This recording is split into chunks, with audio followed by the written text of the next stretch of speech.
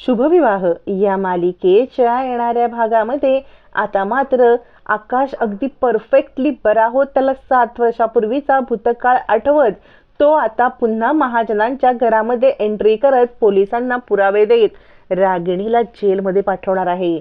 म्हणजे आत्तापर्यंत आपल्याला मालिकेत जे सत्य दाखवलेलं आहे किंवा जे दाखवलंय त्यापेक्षा वेगळं सत्य आकाशला माहिती असतं. म्हणजे त्या 2 दिवसामध्ये घडलेल्या घटनेचा आकाश सुद्धा साक्षीदार असतो. कारण ॲक्सिडेंट नंतर आकाशची आई ऑन दी स्पॉट गेलेली असते, पण आकाशचे वडील आणि आकाश यांना हॉस्पिटलमध्ये ट्रीटमेंट करून बरं करण्यात आलेलं असतं. पण त्या 2 दिवसामध्ये आकाशच्या वडिलांना जगन्नाथ महाजन यांना जी माहिती कळाली असते ती माहिती त्यांनी आकाशपर्यंत पोहोचवलेली असते आणि म्हणूनच आकाशबद्दल माहिती पोहोचली आणि आकाश असल्याशिवाय प्रॉपर्टी मिळणार नाही. या 2 कारणासाठीच रागिणीने आकाशला एक जिवंत ठेवत पण त्याला सगळी स्मृती घालवत त्याचं बुजगावणं करून ठेवलेलं असतं. 7 वर्षापूर्वीची सगळ्या आठवणी आकाशच्या बंद केलेल्या असतात. पण भूमीने अथक प्रयत्न करून आकाशला या सगळ्यातून बाहेर काढण्यासाठी जीवाचं रान करतात. चमत्कार होत आकाशची स्मृती परत येत. त्या 2 दिवसामध्ये रागिणीने काय कारस्थान केलंय आणि कशासाठी हे सगळं मृत्यूपत्र करण्यात आलं या सगळ्याचा पोलिसांना आकाश खूप मोठा पुरावा देणार आहे आणि धमाकेदार महाजनांच्या घरामध्ये एंट्री करत रागिणीचे धाबे दणाणणार आहेत. आता भूमी आणि आकाश बाहेर पडल्यावरती कुठेही राहायला घर मिळत नसतं. रात्र वाढत चाललेली असते. भूमी आणि आकाश दोघं बाहेर थांबू शकत नसतात. कोणतंही संकट आलं तरी आकाश तेवढा केपेबल नसतो की अजूनही दोघांचं रक्षण करू शकेल आणि भूमी सुद्धा कोणी आलं तरी एवढी सक्षम नसते की ती आकाशचं रक्षण करू शकेल. त्यामुळे काहीही करून एखादी तरी खोली मिळवणं आवश्यक असतं. मग फिरून फिरून कुठेच खोली भेटत नाही म्हटल्यावरती ज्या पावभाजीच्या गाडीवरती पात्र आता पावभाजी खाल्लेली असते त्याच गाडीच्या बाजूला असलेल्या एका छोट्या घराची 2 जण मिळून बेल वाजवतात.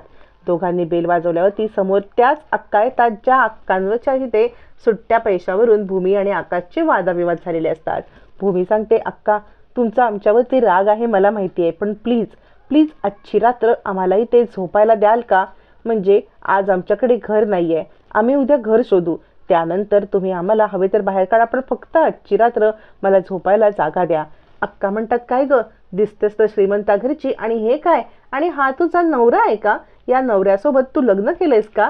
काय नक्की तुमच्यात नातं आहे? हा तर कुठच्या अंगाने मला लग्न झालेला माणूस वाटतच नाहीये आणि मग तू ह्याची बायको याला घेऊन फिरतेस. हे सगळं साडतेडं मला काही समजत नाही. आणि दुसरं म्हणजे तुझ्यासारख्या आगाऊ मुलीला मी माझ्या घरात थारा पण देणार नाही. यावरती भूमी म्हणते, अक्का मी तुमची माफी मागते, मी काही आगाऊगिरी तशी केली नव्हती, मला फक्त सुट्टे पैसे हवे होते, ते सुट्टे पैसे मी मागितले आणि खरं तर माझ्याकडे सुद्धा पैसे नाही आहेत. मी घरातून बाहेर पडलेली आहे, माझ्या नवऱ्यासोबत मी एक बॅग घेऊन फक्त बाहेर पडले आणि मला आजची रात्र राहायला जागा द्या, मग मी काहीही करून घर शोधेन. असं म्हणत भूमी आता अक्कांकडे मदतीची आता आशा करत असते. त्यावरती अक्का म्हणतात, तू किती माजोरडी आहेस मला माहिती आहे, बघितले ना मी. त्यावरती आकाश म्हणतो, अक्का प्लीज आम्हाला एक रात्र राहायला द्या. आता भूमीकडे रागाने बघणारे अक्का आकाशकडे बघताच पिघळते आणि आकाशकडे बघून ती दोघांनाही राहायला जागा देते. आजची रात्र राहा म्हणून सांगणारी अक्का आता मात्र आकाशच्या इतकी काही प्रेमात पडते की दोघांनाही ती आपल्याच घरात ठेवून घेणार असते. मग मात्र भूमीची राहण्याची चिंता मिटते, पण अक्का थोडी खाष्टच. तिला आकाश आवडला असं तरी भूमीमध्ये राग मात्र तिचा कायमच असतो. भूमीने 500 रुपयासाठी तिच्याशी घातलेला वाद तिला लक्षात असतो. ती सांगते, या इथे, पण इथे माझ्या नियमाप्रमाणे राहायला लागेल. भूमी सांगते, ठीक आहे अक्का. तोपर्यंत नीलांबरी सांगते, तुम्हाला माहिती आहे का तुमची लेक घर सोडून निघून गेले. माधवराव म्हणतात, काय बोलतेस तू? यावरती नीलांबरी म्हणते, हो मला पुन्नोचा फोन आला होता, ती मला विचारत होती की ताई तिकडे आले का आणि एकटी नाही तर आकाशरावांना घेऊन गेले. माधवराव म्हणतात, असं होणं शक्यच नाहीये. यावरती नीलांबरी म्हणते, हो का, मग तुमच्या लाडक्या मुलीला फोन करा आणि ती कुठे आहे विचारा बरं.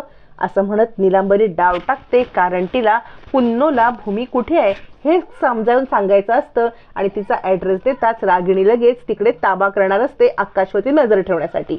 म्हणून नीलांबरीने डाव साधलेला असतो आणि माधवरावांना भूमीला कॉल करायला सांगितलेला असतो. माधवराव भूमीला कॉल करणारच असतात. तोपर्यंत नीलांबरी पौर्णिमाला कॉल करून सांगते, हे बघ तुझ्या बाबांना मी पिन मारलेली आहे, तुझ्या बाबांना सांगितलेलं आहे की भूमीला कॉल करा आणि तिला विचारा ती कुठे आहे ते. लवकरात लवकर ते कॉल करतील, मग मी तुला सांगते की ती भूमी कुठे दडून बसले ती.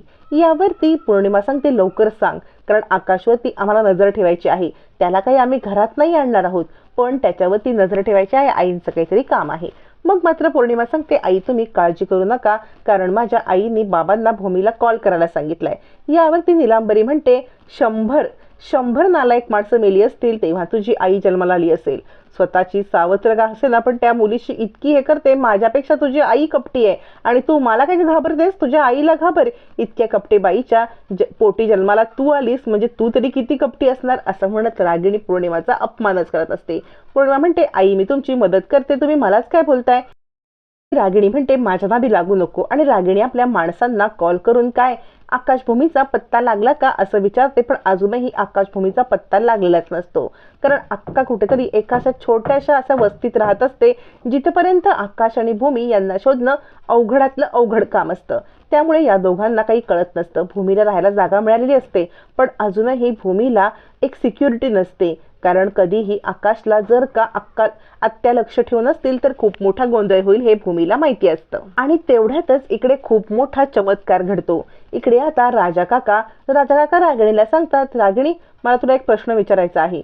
मी सगळी चौकशी केलेली आहे, पण तू आणि भूमीने जे सांगितलं की जयसिंगपूरला आपली अशी एक ब्रँच उघडते, तर आपली ब्रँच नाहीये. रागिणी काय लपवताय तुम्ही आमच्यापासून? तू आणि भूमीने का हे सगळं केलं आणि आकाश आणि भूमी गेलेत कुठे? रागिणी हदरते, यंदा कसं कळलं? आता मात्र आजी उदास होते आणि म्हणते, काय बोलताय तुम्ही जावई बापू?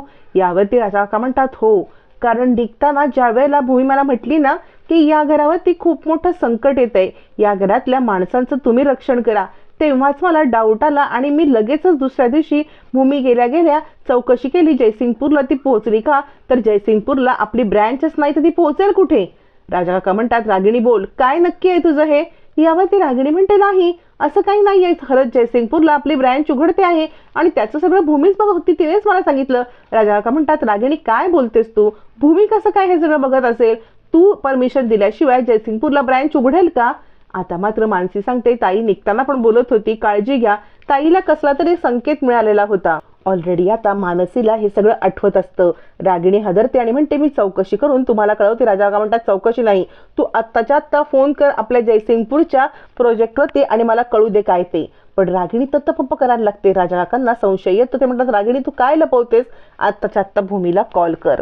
रागिणीच्या पायाखालची जमीनच सरकते. पण तोपर्यंत सगळ्यांनाच रागिणीवरती संशय आलेला असतो. आणि इकडे आकाशच्या प्रगतीमध्ये म्हणजे आकाशच्या तब्येतीमध्ये खूप मोठी प्रगती होत असते. आकाश आता बरा होत असतो आणि अचानक एक दिवशी आकाशला 7 वर्षापूर्वीचा भूतकाळ आठवतो. आणि हा भूतकाळ साधा सुद्धा नसून त्या 2 दिवसामध्ये रागिणीने केलेली कारस्थानं असतात. जगन्नाथ महाजन आणि आकाश महाजन हे दोघं बरे झाल्यावरती त्याच हॉस्पिटलमध्ये त्यांना मारण्यासाठी रागिणीने मुद्दाम माणसं पाठवलेली असतात. आणि त्याच वेळेला जगन्नाथ महाजन त्या गुंडांपासून लपून आपलं विल करण्यासाठी ज्या वेळेला विद्याधर वकिलांकडे येतात आणि त्या विलचं ज्या वेळेला रागिणीला सत्य समजतं तेव्हा तिने आकाशला जिवंत ठेवण्याचा निर्णय घेतलेला असतो. पण तोपर्यंत जगन्नाथ महाजननी आकाशला रागिणीची कारस्थानं सांगितलेली असतात. आणि या सगळ्यामुळे आकाशला सत्य समजलंय, पण जिवंत पण राहायला पाहिजे, म्हणून रागिणीने आकाशचीही अशी अवस्था करून ठेवलेली असते. आणि या सगळ्याचा पुरावा म्हणजे जगन्नाथ महाजन यांनी आकाशला दिलेली 2 लेटर, जी जगन्नाथ महाजन यांनी एका बँकेच्या लॉकरमध्ये ठेवलं असं. आकाशला सगळं आठवतं.